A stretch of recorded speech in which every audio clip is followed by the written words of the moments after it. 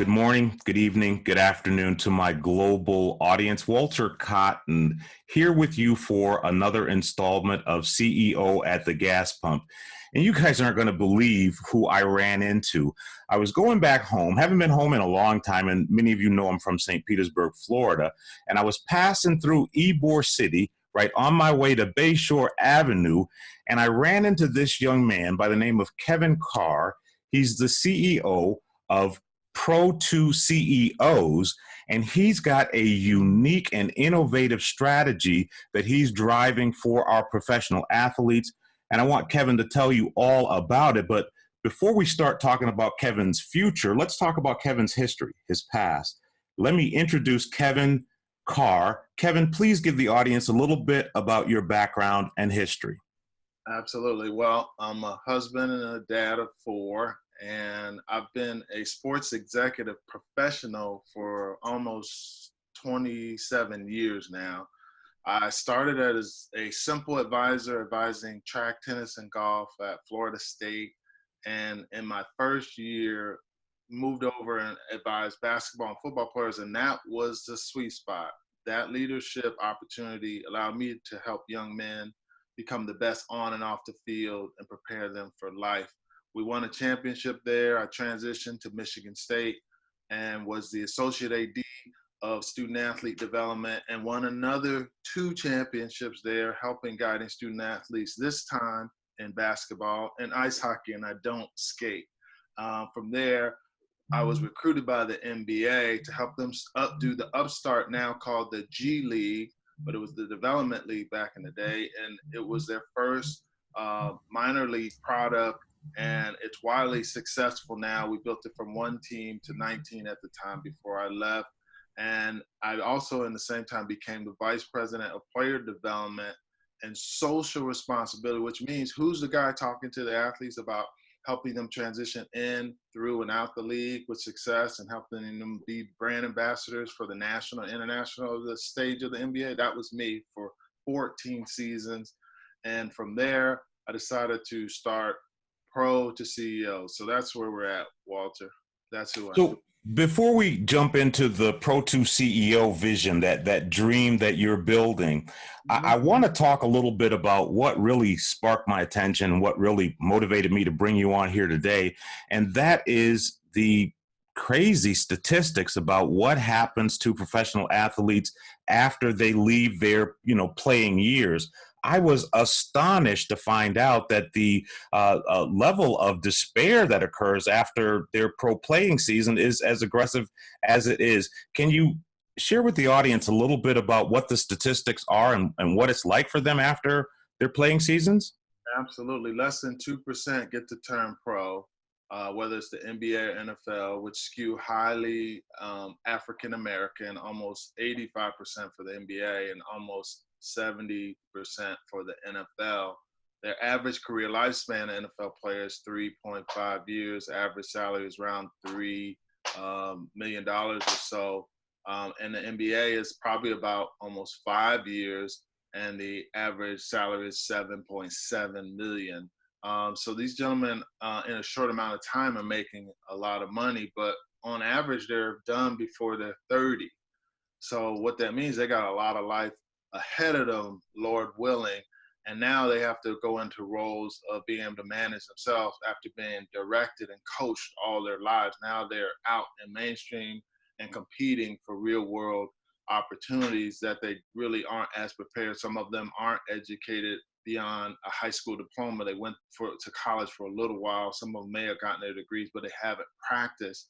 So the statistic when they leave is within 5 years, Walter, hear me now, I want everybody to understand this, within 5 years, almost 60% of NBA players are broke, as what they say, don't have a net worth, and almost 70 plus of NFL players. This is a reality that not only is financial, but some of them have issues around divorce, obviously fatherlessness in terms of not being there as a father, and they now have to accept that role.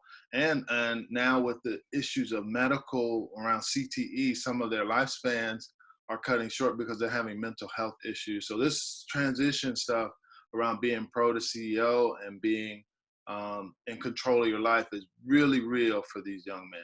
Now, I want to put a parentheses around that statistic that you put out there, and I want to put some emphasis on it because I think that the average American sees our professional athletes as, the cream of the crop, right? Those that they have these stellar lives. They get to go to all of the great parties. They drive the best cars. They're just wealthy, rich people from the point that we see them enter the profession, and once they exit, they go on to this wonderful life of leisure and bliss. And what you're telling me, with 60 to 70% of them financially destitute 2 to 3 years after service, that's not the case. I mean, shake me, Kevin. Tell me, am I wrong about that? Yeah, well, I would tell you this, that a lot of them are hardworking people. They've dedicated their lives, early lives, to becoming experts in their profession. So it's almost easier to become a rocket scientist, an astronaut, and a brain surgeon than becoming an NBA player when you talk about the global stage in which the NBA goes out and gets players from around the world. The NFL is more US based, but the odds are extremely limited. So it's a limited access business. So once you get in it, you're fighting for your life to really survive in it. The reality is the challenges are the unique lifestyle. There's no real lifestyle like this for these young men coming in on average about 20 years of age, and to be exposed to the things that they get. They have access to capital, access to people, they have overexposure to opportunities. And at a very young age, they have to try to manage not only themselves, but the people around them, and often agents and business people who often got years of experience and academic credentials beyond compare. So it's a very hard opportunity for them to manage. So they focus on the game. So when the game is over and the opportunities aren't coming in like they used to, then it becomes almost challenging to reset yourself and say, I'm no longer that person. I got to be this person, but I don't even know how to get to being that person because I've had so much help being that person. And now being this person, I don't even know how to really get there because I'm struggling with everything I had. I have to leave that behind, and they're telling me I got to become this new person. And what if I'm not as successful as I was in my first act? So the fear of doing a second act is exacerbated by trying to find that quick fix. And that's where Pro to CEO has been like, hey, we need to set a ecosystem up of knowing that your career transition needs to be supported with a great new set of teammates like you had. And we understand that life, but we're trying to show you this life that you can be as equally successful, but you have to take those same crossover skills and cross them into business and industry and personal and professional development to be successful. And it's not going to be overnight like shooting a three or scoring a touchdown. It's going to be real work, brain work, muscle work around strategy, intelligence, decision making, forecasting, and losing and winning until you find that new space and opportunity that you were as somewhat passionate or as passionate as you were before. Long answer, but certainly we are really trying to be the source to help them be successful as they were in their first industry. Now, my sanctified imagination tells me that there's some correlation to the answer to this question here, but I'm going to go ahead and ask it anyway. And the correlation that I'm talking about is to the reason why you started Pro to CEOs. But the first part of the question is, what is the league's general position on assisting these athletes with transition? And what was the catalyst that caused you to leave your career with the NBA to start Pro to CEOs? Well, initially it wasn't as good as it is now, and it still has a ways to go. So if I go back, my brother was a college athlete. He failed out because he didn't know how to use the resources, right? And when I went to the pros, I found guys leaving the league and not being able to use the resources. So there are resources there to help players transition, do resumes, and do job shadowing and job interviews, and some even go as job placement. But it's not enough, because this is the part that you have to really understand for these young men is that they're still dealing with the loss and the identity. And now you're saying you've got to play in this space, and it's much harder and it's much slower, and there's not as much direction. So now they have to really, really do it. And when I kept getting stories, horror stories of players living in their cars, and hey, go check out why this player is having an issue in his family, and the stress of not being the man anymore. So I kept hearing those things. And what was the tip of the iceberg for me is, I had a high level senior administrator conversation with a top level executive, and they said, what should we be doing to help players transition? I said, we should start an entity that's outside of our league and helping players with the transition to careers and business and industry. I really think players can be their own version of Magic Johnson if we guide them and provide the support. Not everybody's Magic Johnson, mind you. So they were like, that's not our job. That's really not our job to help the player be successful once they leave us. We're focused on what's happening while they're playing. I was like, well, if we look at the lifelong relationship we're going to have with players, they're always going to be a former player for the NBA or NFL. That's lifelong value. We can be able to pick the right guys and they're going to be successful. And they said, no, it's the others' jobs, the unions and such. And I didn't believe that. I just really felt like most players strive their whole life to be an NBA or NFL or Major League Baseball player. And when they retire, they always say, I'm a former NBA. They lead with that. And I thought it was a value position that we could help them be a former NBA player and now current businessman. And I felt like we could have a lot of great stories if we provided them getting an MBA and now the business world in a way that we could do as a league. And that's why I started Pro to CEO, because it wasn't going to happen the way I envisioned it. And I took it on my back. I left corporate America. My family came with me in this journey, and it's 5 years later, and we are shaping and helping people career transition well and go into business industry at a very high rate of them being their own CEO and business leader in the industry of their choice. Interesting. Very, very, very interesting.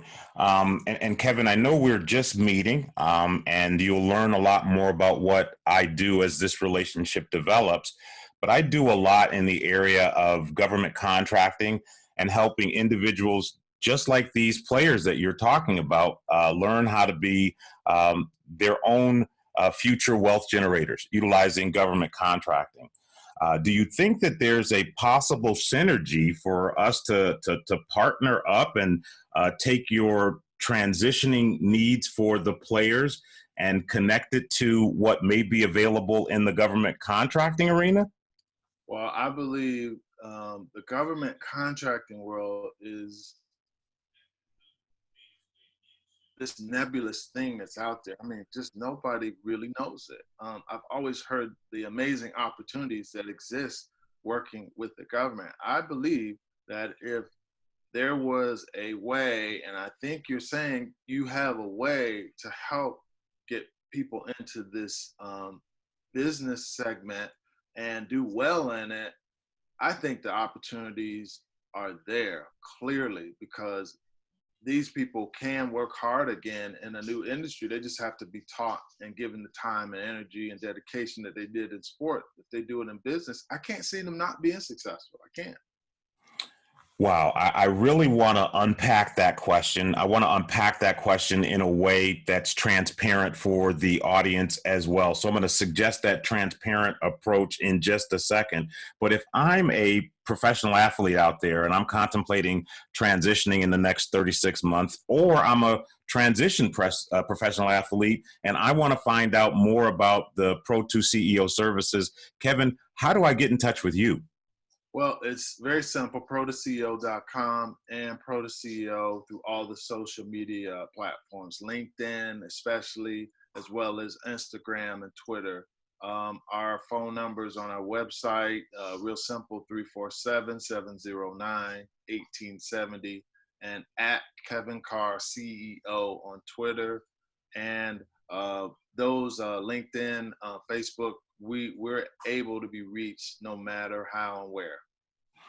Great. And I'm going to go ahead and put that up as a panel underneath you so that the people can write that down and get in touch with you. But here's an idea that I had while you were talking. I think that there is a very strong opportunity for us to use the government contracting strategy that I use to help the disabled veteran business community, to help the pro football and pro basketball community that you're talking about. And what I'd like to do is I'd like to go through a transparent session, if you will, where I explain to you what those attributes are and how I see them maybe fitting the needs of the professional athletes community. And then you vetting those and us doing this live on the air, and you vetting those in relationship to how it fits the strategic needs of your community, and us deciding whether or not there's enough of a fabric for us to create a strategic alliance, dare I say, partnership to help these professional athletes maybe use government contracting as one of the tools that you would help them transition with. Is that something you could maybe sign up to? Very well said, and I like the breakdown. Absolutely, 100% unequivocally, yes. Okay, excellent. Because I think that if we do something like this, with the, transparency of sunshine, visibility, everybody can see it, right? It gives people an opportunity to begin the educated process so that they can make an educated decision. Kevin, I'm enamored about any individual that takes an entrepreneurial step after having such an entrepreneurial experience like the one that you had with your professional career with the NBA. How has your entrepreneurial season been for you? It's been liberating. No one told me growing up to be a director, creator, manager, leader, enterprise creator. I really grew that. I got inspired when Obama became president, and I just said, well, he can shoot that high, I can shoot higher as well. And being my own CEO, being able to use the resources and network that I coached people on as NBA players, I just put all that into practice. And, Walter, you can put the link up. I launched my business at the New York Stock Exchange, not ever having a business, because I use the same tactics and strategies that I was telling my athletes to do for 9, 10, 15, 25 years. I put them into play, and, I've never been happier. I'm a better husband. I'm a better dad. I'm a better brother and son and believer. And for me, I've now become an author. I'm a professor. I'm able to be a speaker. It's the opportunities are endless. I just encourage everybody to be educated about it. Spend more time educating yourself than entertaining yourself. And then you have a pathway to doing this. I can't say that it's been nothing but roses. It comes with joy and comes with some sorrow. I mean, just like anything else. But my days have never been better, more independent thinking. My creativity is up. My ability to impact my community and people around me nationally, internationally. I feel liberated, and I can't understand why I didn't do it sooner. Wow, I want to wrap this up with a nice, fancy bow and say something cute. But Kevin, I can't say anything more meaningful than what you just said, what you just delivered. So I want to thank you for blessing the audience with your history. Kevin, thank you. You're quite welcome. Thank you for having me. I can't even tell you that what we have here could be a game changer and help revolutionize the transition of athletes and their families, to help them be the same people, better people, and help impact communities and put their own communities in a position of gainful opportunities for years and generations to come.